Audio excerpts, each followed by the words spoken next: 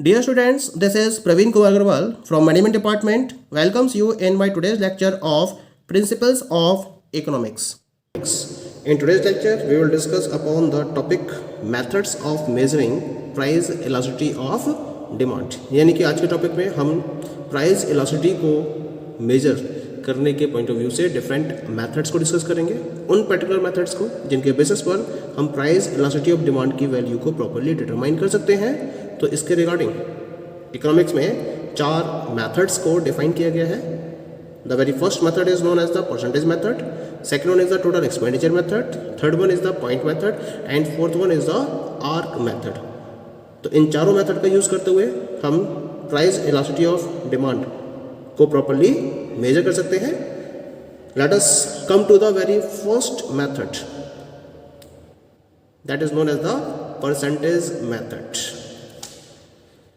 Percentage method के according हम किस तरीके से किसी भी पर्टिकुलर प्रोडक्ट के रेफरेंस में उसकी प्राइस इलास्टिसिटी को मेजर कर सकते हैं, इसके लिए हम सबसे पहले सपोज कर लेते हैं, ये डायग्राम मैंने यहाँ पर मेंशन कर रखा है। Suppose that in the given diagram on the right side quantity demanded is represented on x axis and price on y axis, और इसके रेफरेंस में dd ये एक डाउनवर्ड स्लोपिंग कर्व है, जहां इनिशियल लेवल पर मैंने माना है कि जो प्राइस है that is equal to OP, इसे मैंने स्मॉल p से रिप्रेजेंट किया है, and then at this price OP the initial quantity demanded is equal to OQ. तो इसे हम बोलेंगे इनिशियल और original quantity, and this is equal to OQ, इसे मैंने स्मॉल q से रिप्रेजेंट किया है। Just suppose that when price decreases from OP to OP1, यानी कि प्राइस पहले से कट गया, अब OP से घटकर कितना रह गया, OP1 रह गया, इसको मैंने मान लिया है स्मॉल p1। तो उसके करस्पॉन्डिंग जो क्वांटिटी डिमांडेड है वो OQ से बढ़कर कितनी हो गई, OQ1। तो जो नई क्वांटिटी डिमांडेड हमें रिसीव हुई that is equal to OQ1, जिसे मैंने स्मॉल q1 से रिप्रेजेंट किया है। Point is clear. Now as we have discussed earlier the formula for price elasticity of demand, तो इसको हम डिफाइन करते हैं with the help of percentage change in quantity demanded of the commodity upon percentage change in the price of the commodity. यानी कि जब हम quantity demanded के परसेंटेज चेंज को प्राइस के परसेंटेज चेंज से डिवाइड कर देते हैं तो हमें प्राइस इलास्टिसिटी ऑफ डिमांड की वैल्यू मिल जाती है। ये हमने इसकी डेफिनेशन स्टडी की है। अब हम इस डेफिनेशन के बेसिस पर इसके फॉर्मूले को ड्राइव करेंगे कि किस तरीके से एक फॉर्मूले के बेसिस पर हम प्राइस इलास्टिसिटी ऑफ डिमांड को मेजर कर सकते हैं। तो इसके लिए हम पहले तो इसे ओपन करेंगे। Whenever we have to calculate the percentage change, तो परसेंटेज चेंज को कैलकुलेट करने के लिए हमें क्या करना पड़ता है, जो ओरिजिनल वैल्यू है या जो न्यू वैल्यू है उन दोनों का डिफरेंस लेना होता है और उसको ओरिजिनल वैल्यू से डिवाइड करके 100 से मल्टीप्लाई करना होता है, और इस तरीके से हम परसेंटेज चेंज को कैलकुलेट कर सकते हैं। तो हम यहाँ बात कर रहे हैं about the percentage change in quantity. तो क्वांटिटी में परसेंटेज चेंज को डिटरमाइन करने के लिए हमें क्या करना पड़ेगा, न्यू क्वांटिटी और ओरिजिनल क्वांटिटी के डिफरेंस को कैलकुलेट करना पड़ेगा, ठीक है, उसको ओरिजिनल क्वांटिटी से डिवाइड करना पड़ेगा और फिर 100 से मल्टीप्लाई करना पड़ेगा। तो इस तरह से हम क्वांटिटी के परसेंटेज चेंज को डिटरमाइन कर सकते हैं। अब हम बात करते हैं about the percentage change in price की। तो प्राइस के परसेंटेज चेंज को कैसे डिटरमाइन करेंगे, इसके लिए हम न्यू प्राइस और ओरिजिनल प्राइस के डिफरेंस को लेकर चलेंगे, इसको हम ओरिजिनल प्राइस से डिवाइड करेंगे और फिर 100 से मल्टीप्लाई कर देंगे। That is clear. 100 से 100 हो जाएगा कैंसिल। नाउ अब जो हमने नोटेशन जो भी हमने इसको एज्यूम किया है उसके अकॉर्डिंग इनकी वैल्यूज को हम पुट अप कर देते हैं। न्यू क्वांटिटी को हमने एज्यूम किया है इक्वल टू स्मॉल q1 और ओरिजिनल क्वांटिटी को q से रिप्रेजेंट किया है, तो उसको हम लिख देंगे q1 डिफरेंस q अपॉन में ओरिजिनल क्वांटिटी कितनी है that is equal to q upon new price है p1, ओरिजिनल प्राइस है p, तो p1 डिफरेंस p हो गया और इसके भी अपॉन में p। अच्छा, q1 डिफरेंस q ये जाएगा डेल्टा q और p1 डिफरेंस p को हम रिप्रेजेंट कर सकते हैं डेल्टा p से।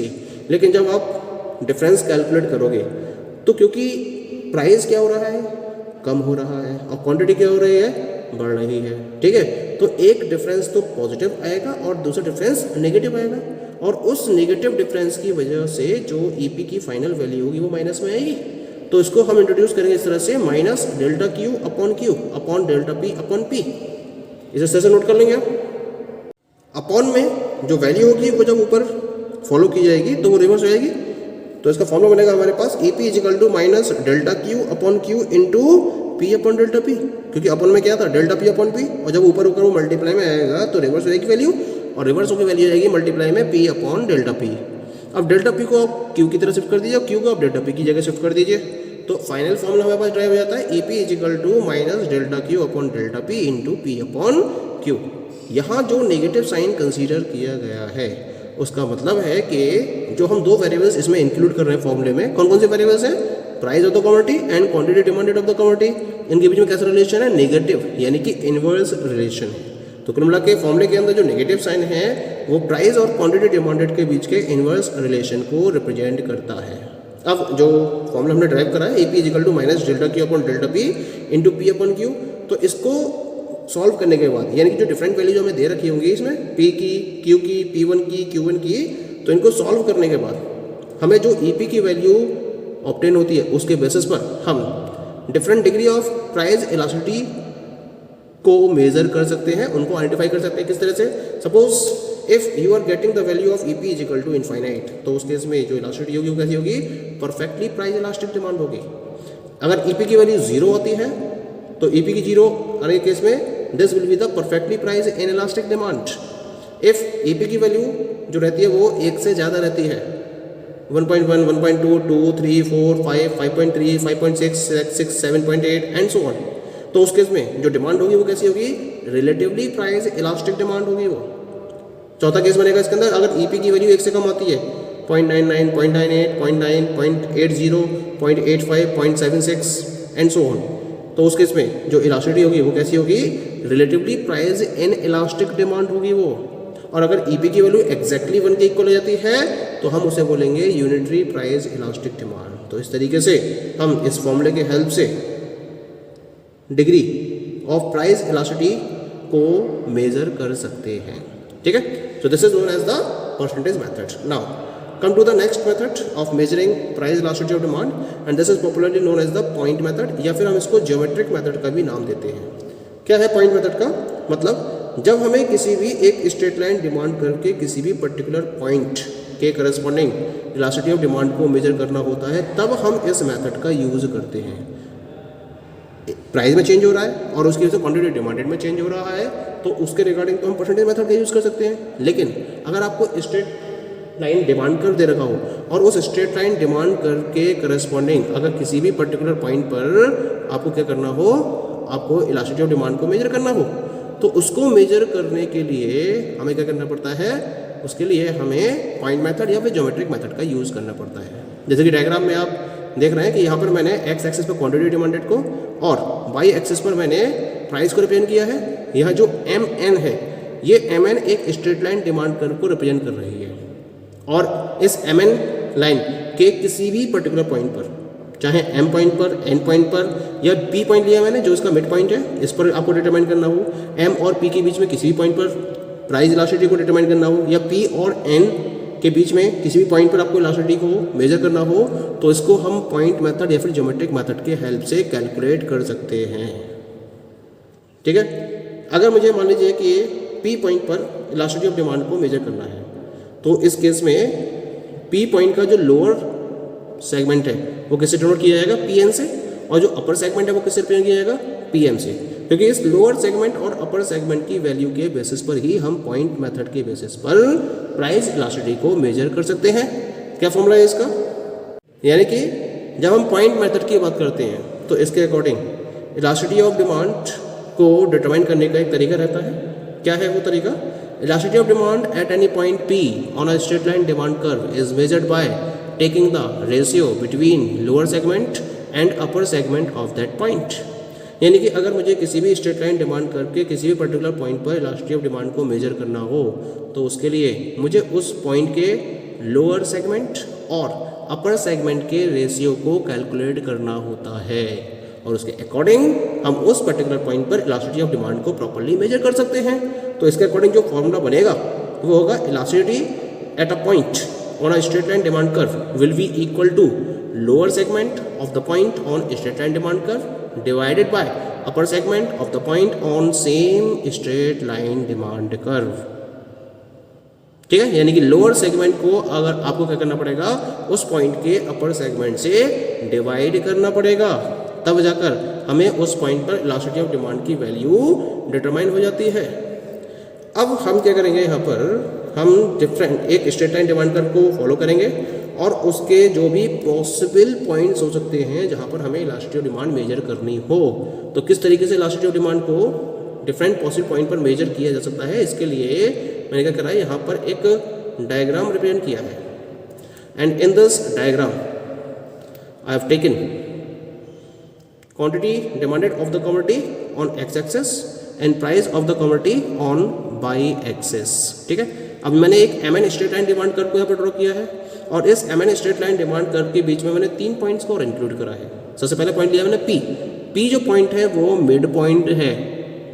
ए पॉइंट पी और एम के बीच में कोई भी एक पॉइंट कंसीडर कर लिया जिसको मैंने ए का नाम दिया है, और इसी तरीके से पी और एन पॉइंट के बीच में मैंने एक पॉइंट कंसीडर किया जैसे मैंने बी पॉइंट का नाम दिया है। अब मेरे पास कुल कितने पॉइंट्स हो गए, 5, एम, ए, पी, बी और एन। मुझे इन पर्टिकुलर 5 पॉइंट पर प्राइस इलास्टिसिटी ऑफ डिमांड को मेजर करना है और बताना है कि हर पॉइंट पर किस तरीके से degree of price elasticity of demand को मेजर किया जा सकता है। पहले हम बात करेंगे एट अ पॉइंट पी, जो क्या है, इसका मिड पॉइंट है। तो मिड पॉइंट है पी, तो मिड पॉइंट पी पर हमें निकालनी है प्राइस इलास्टिसिटी ऑफ डिमांड, जिसको मैंने EP eight the point P का नाम दिया है।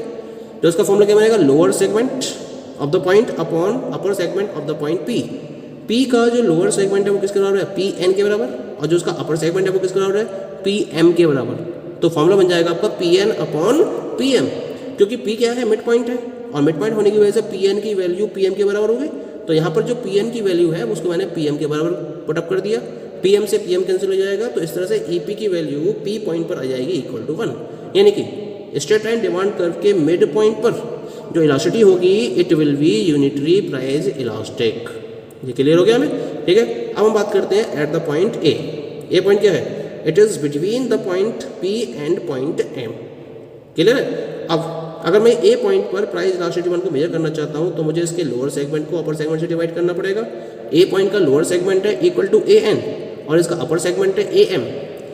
फिगर से क्लियर है आपको कि जो ए एन की वैल्यू है वो ए एम से ज़्यादा होगी, और जब ए एन की वैल्यू ए एम से ज़्यादा होगी तो उस केस में A N upon A M का रेशियो 1 से ज़्यादा होगा।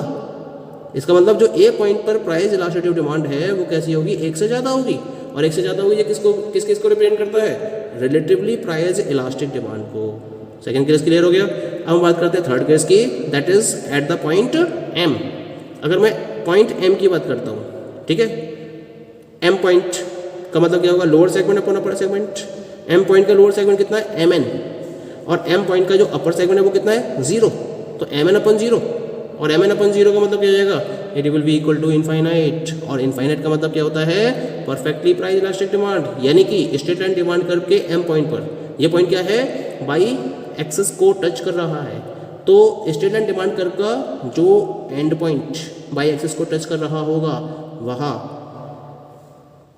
परफेक्टली प्राइस इलास्टिक डिमांड का केस बनेगा। ठीक है। अब हम बात करते हैं at the point B. B point पर बात करते हैं। तो बी पॉइंट पर जो प्राइस इलास्टिसिटी ऑफ डिमांड होगी उसका फॉर्मूला होगा lower segment upon upper segment. तो लोअर सेगमेंट कितना है इसका, पी एन, और अपर सेगमेंट कितना, P M, sorry B N. Lower segment है बी एन और अपर सेगमेंट है बी एम। तो ये बन जाएगा B N upon B M. अब क्योंकि बी एन की वैल्यू कम है और बी एम की वैल्यू ज़्यादा है, इसका मतलब जो B N upon B M का रेशियो होगा वो 1 से कम होगा। तो इसका मतलब बी पॉइंट पर जो प्राइस इलास्टिसिटी ऑफ डिमांड होगी वो 1 से कम होगी, और ये शो करेगी सिचुएशन को रिलेटिवली प्राइस इलास्टिक डिमांड। तो इसका मतलब बी पॉइंट पर, यानी कि पी और एन पॉइंट के बीच में कोई भी पॉइंट लेंगे तो उस पर जो इलास्टिसिटी होगी वो कैसी होगी, रिलेटिवली प्राइस इन इलास्टिक होगी। ठीक है। अब हम बात करते हैं लास्ट पॉइंट की, यानी कि एट द पॉइंट एन। तो इस एन पॉइंट के करस्पॉन्डिंग हमें अगर इलास्टिसिटी को मेजर करना है तो पहले लोअर सेगमेंट लेना पड़ेगा इसका लोअर सेगमेंट कितना है, 0, क्योंकि कुछ है ही नहीं इसके नीचे, तो 0 हो गया इसका लोअर सेगमेंट, और अपर सेगमेंट कितना हो गया इसका, एम एन। तो फॉर्मूला बनेगा इसका 0 अपॉन एम एन, यानी कि एन पॉइंट पर जो इलास्टिसिटी होगी that will be equal to 0 होगी। इसका मतलब ये कौन सा केस हो गया, perfectly price in elastic demand का। तो इस तरह से हम एक स्ट्रेट लाइन डिमांड कर्व के करस्पॉन्डिंग क्या कर सकते हैं, प्राइस इलास्टिसिटी ऑफ डिमांड की डिग्री को प्रॉपर्ली मेजर कर सकते हैं। और इसी को मैंने यहाँ पर डायग्राम में रिप्रेजेंट करा है। डायग्राम में देखिए, पहले मैंने एम पॉइंट लिया है जहाँ ए पी की वैल्यू कितनी है, इनफाइनाइट। ए पॉइंट है, जो मिड पॉइंट पी और एम के बीच में है, यहाँ ए पी की वैल्यू 1 से ज़्यादा होगी, पी पॉइंट पर मिड पॉइंट है इसी वजह से ए पी की वैल्यू 1 के बराबर होगी, पी और एन पॉइंट के बीच में कोई भी पॉइंट ले लिया, जैसे बी कंसीडर करा है इसको हमने, तो यहाँ ए पी की वैल्यू 1 से कम है और एन पॉइंट पर ई पी की वैल्यू 0 के इक्वल है। तो इस तरीके से हम पॉइंट मेथड के बेसिस पर किसी भी स्ट्रेट लाइन डिमांड कर्व के किसी भी पर्टिकुलर पॉइंट पर प्राइस इलास्टिसिटी ऑफ डिमांड को मेजर कर सकते हैं। इसके दो मेथड्स और रह गए, एक तो टोटल आउटले मेथड और दूसरा है आपका आर्क मेथड। इन दोनों मेथड्स को हम नेक्स्ट लेक्चर में कवर करेंगे। Okay, thank you.